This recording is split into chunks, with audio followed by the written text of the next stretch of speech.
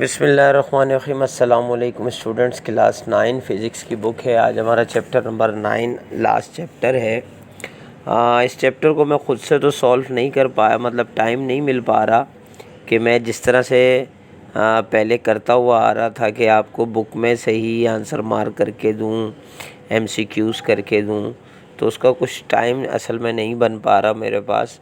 तो मुझे एक टीचर से ये नोट्स अवेलेबल हुए हैं, तो मैंने कहा चलें जब तक आपसे यही शेयर कर दूं ताकि आपका चैप्टर नंबर 9 जो है एज आ कॉपी वर्क आप पूरा कर लें। अगर क्वेश्चन आंसर्स MCQs वगैरह जैसे करने होते हैं तो वो आप इसको देख के कर लें। अगर आपको मतलब चैप्टर की एक्सप्लेनेशन वगैरह पूछनी हो या कोई चीज़ समझ में ना आई हो तो वो आप मुझसे कमेंट्स कर सकते हैं। इंशाल्लाह टाइम की कमी है, अगर टाइम हुआ तो मैं इंशाल्लाह जैसे रेगुलर पहले कर रहा था फ़िज़िक्स के चैप्टर सारे मैंने ख़ुद से पढ़कर और बुक में से ही आंसर दिए थे, लेकिन फिर भी कुछ बच्चों का कहना था सर नोट्स प्रोवाइड करें, तो इस वजह से मैंने ये नोट्स जो है अवेल किए हैं ताकि आपको ये मैं दे सकूं। और ये PDF में लिंक भी मैं इसीलिए डाल देता हूं कि आप उसमें से वो नोट्स आप ले सकें। चैप्टर नंबर 9 है थर्मल प्रॉपर्टीज़ ऑफ मैटर। अब थर्मल प्रॉपर्टीज़ क्या होती हैं ये मैं आपको बता दूं कि जो मैटर होता है, जब टेम्परेचर चेंज होने से जो मटेरियल है, जो मैटर होता है, उसकी प्रॉपर्टीज़ चेंज हो जाती हैं, तो उसको हम कहते हैं थर्मल प्रॉपर्टीज़। जैसे मतलब एक एग्ज़ाम्पल दी जाए कि अगर पानी है उसको बॉयल किया जाएगा, हीट दी जाएगी तो वो गैस बनके यानी स्टीम बनकर वो उड़ जाएगा। या अगर कोई सॉलिड आइस होगी, ठीक है, बर्फ़ है यानी वो सॉलिड है, अगर हम उसको हीट देंगे तो क्या होगा, उससे वो पानी बन जाएगी, लिक्विड बन जाएगी। तो ये जो चेंज ऑफ टेम्परेचर से जो चीज़ें मैटर्स की प्रॉपर्टीज़ चेंज होती हैं, इसको हम कहते हैं थर्मल प्रॉपर्टीज़ ऑफ मैटर। ठीक है, ये तो चैप्टर की आपको मैं एक्सप्लेनेशन दे रहा हूँ। अच्छा, उसके अलावा जो है इस चैप्टर में जो आप पढ़ेंगे बहुत सारी चीज़ें, खैर मैं इसमें आपको लास्ट में कुछ समरीज़ वगैरह होंगी, वो मैं आपको इसमें बता देता हूँ। बगैर तकरीबन पूरी एक्सरसाइज जो है इसमें नोट्स में ये सॉल्व है, आप आसानी से कर सकते हैं। अगर कोई चीज़ समझ में नहीं आएगी तो वो आप मुझसे ज़रूर पूछिएगा। अब यहाँ बताया गया है कि heat is the form of energy and its unit is joule. ये तो आपको पहले भी मालूम है कि हीट जो है वो एक एनर्जी की फॉर्म है और उसका जो यूनिट है वो जूल है। डिग्री ऑफ हॉटनेस और coldness of a body is called as temperature. जो डिग्री होती है, आपने किया हुआ है पहले सेल्सियस, फ़ारेनहाइट वगैरह, तो ये गर्म हो या ठंडी हो किसी भी जिस्म की, उसको हम टेम्परेचर कहते हैं। टेम्परेचर का जिसको मेजरमेंट ऑफ टेम्परेचर कहते हैं। अच्छा जी, अब जो टेम्परेचर है ये डिटरमाइन करता है direction of transfer of thermal energy is called temperature. अब जो ट्रांसफ़र होती है थर्मल एनर्जी, उसको हम टेम्परेचर कहते हैं। जैसे मुख्तलिफ़ स्केल है, सेल्सियस है, फ़ारेनहाइट है, क्वांटिटिव मेजरमेंट ऑफ टेम्परेचर है, ठीक है।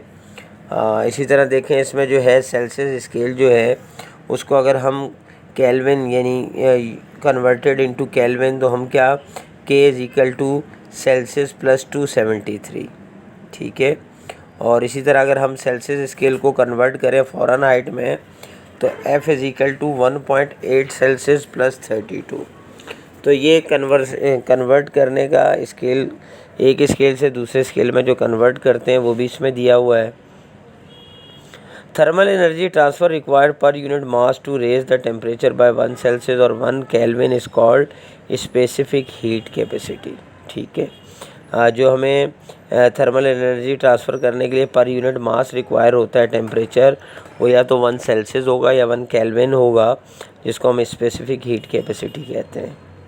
The product of mass and specific heat capacity is called thermal capacity और heat capacity of an object. जो प्रोडक्ट आपको पता है मल्टीप्लिकेशन होती है, product mass and specific heat की कैपेसिटी, उसको हम जो है यानी मास और स्पेसिफिक हीट की कैपेसिटी जो है उसको हम थर्मल कैपेसिटी या फिर heat capacity of an object कहेंगे, किसी भी चीज़ की हीट कैपेसिटी।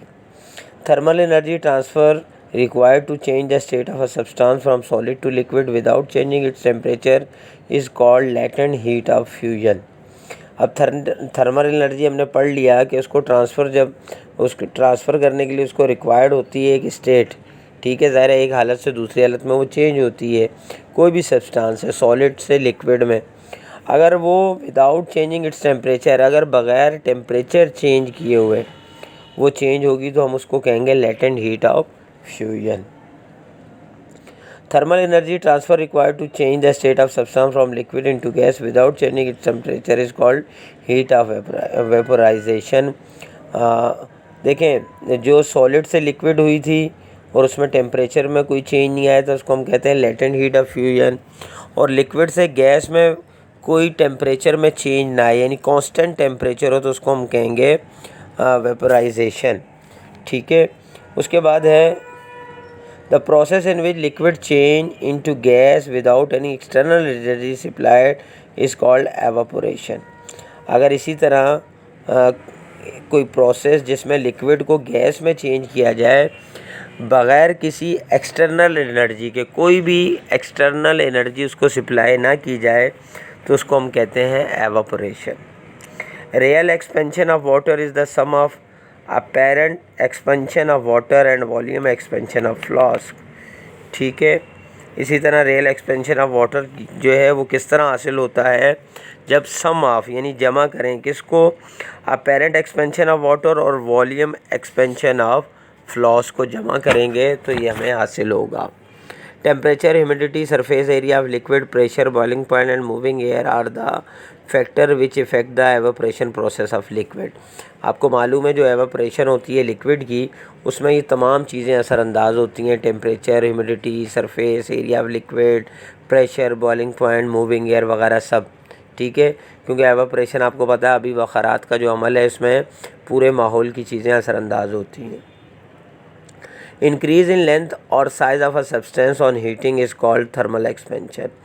अगर हीट के मतलब किसी सब्सटेंस को हीट दी जाए और उसकी लेंथ इंक्रीज़ की जाए या साइज़ इंक्रीज़ हो जाए तो उसको हम बोलते हैं थर्मल एक्सपेंशन।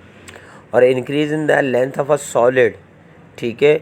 अगर किसी सॉलिड का लेंथ इंक्रीज़ हो जाए जब उसको हम गर्म करें तो उसको हम कहते हैं थर्मल एक्सपेंशन, ठीक हो गया। अच्छा, अगर किसी चीज़ की इंक्रीज़ हो जाए वॉल्यूम ऑफ अ सॉलिड, ठीक है, वॉल्यूम ऑफ अ सॉलिड, वो लेंथ ऑफ सॉलिड था ये वॉल्यूम ऑफ सॉलिड, तो गर्म करने से तो उसको हम बोलेंगे वॉल्यूम थर्मल एक्सपेंशन। इसके बाद है volume thermal expansion of a solid depends upon increase in temperature, its original volume and properties of material. अब जो थर्मल एक्सपेंशन है उसमें ये बताया जा रहा है वॉल्यूम ऑफ थर्मल एक्सपेंशन या सॉलिड का अगर किया जाए तो किस पर डिपेंड करता है, टेम्परेचर पर, कि हम इंक्रीज़ करें टेम्परेचर को, ठीक है। तो उसका ओरिजिनल वॉल्यूम जो है एंड प्रॉपर्टीज़ ऑफ मटेरियल जो है वो वही रहेंगी, लेकिन उसमें इंक्रीज़ हो जाएगा, उसका जो वॉल्यूम है सॉलिड का वो इंक्रीज़ हो जाएगा। Increase in volume of a solid after heating is calculated by using delta V दिया हुआ है is equal to beta V और डेल्टा टी।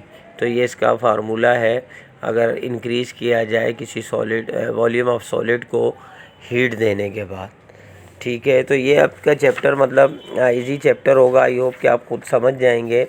अगर कोई चीज़ समझ में ना आए तो मुझे ज़रूर बताइएगा, मैं इंशाल्लाह जो है वक्त निकाल कर वो क्वेश्चन वो प्रॉब्लम जो आपको फेस होंगी वो मैं सॉल्व कर दूंगा। अभी मैं इस वजह से कि कुछ बच्चों ने कहा था कि सर आखिरी चैप्टर रह गया, जल्दी से आप इसको भी अपलोड कर दें, तो मैं इसलिए ये अपलोड कर रहा हूँ ताकि आपका चैप्टर और बुक कंप्लीट हो जाए। और कोई मिसिंग वगैरह हो या कोई आपको चीज़ समझ में ना आई हो तो कमेंट्स में हम मोस्ट वेलकम, मुझे बहुत खुशी होती है अगर आप मुझे कमेंट्स करते हैं, तो मैं वेट करूँगा। और इंशाल्लाह दोबारा मिलते हैं किसी नई वीडियो में, जब तक के लिए इजाज़त दीजिए, अल्लाह हाफ़िज़।